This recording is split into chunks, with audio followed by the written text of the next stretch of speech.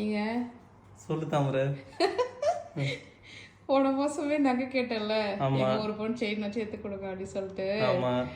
இந்த மாசாச்சும் எடுத்து தருவீங்களா மாட்டீங்களா? நீ என்ன டேட்டு? 30 சரியா? அதனால பிஃபோரா சொல்லிட்டேன். அதுதான் 30. இன்ன வரைக்குமே சம்பளம் வரல. நான் என்ன நினைச்சுக்கிறேன், இந்த மாசம் எண்டு வரைக்கும் எப்பறம் ஓட்டுறது, 30 ஆயிடுச்சுன்னா சம்பளம் போல நான் வச்சுக்கிறேன். ஆனா நீ எப்படி திரும்ப வச்சுன்னுக்கிற? 1 பவுன் எடுக்கலாமா 2 பவுன் எடுக்கலாம்னு வச்சுக்கிறேன்.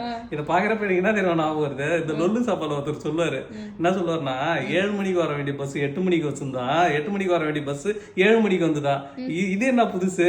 நான் ஒண்ணு சொல்றேன்னு ஒருத்தர் சொல்லுவான், புளியா மரத்துல யாரும் வந்த பனை மரத்துல ஏறினானா, பனை மரத்துல யாரும் வந்தா புளியா மரத்துல ஏறினானா, அப்படியே அடி இருக்குது வாங்க கதைன்ற மாதிரி. நான் வந்து எப்படா சம்பளம் போடுவேன் நான் உட்காந்து நினைக்கிறேன்.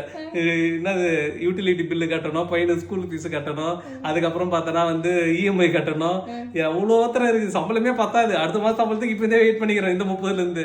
நீ என்னடா பார்த்தனா நகை எடுக்கலான்னு சொல்லிங்கிற.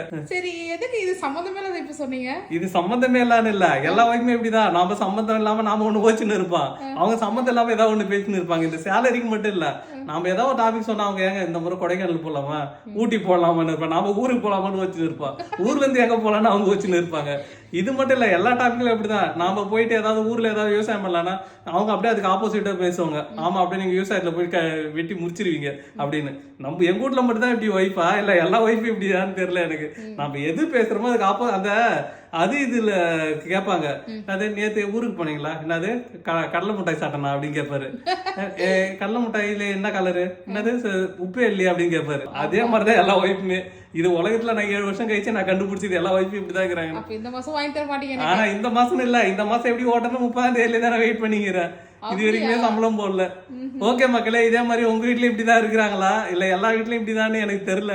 எங்க வீட்டுல இப்படிதான் போயின்னு இருக்குது. நீங்க எப்படின்னு சொல்லுங்க கமெண்ட்ல.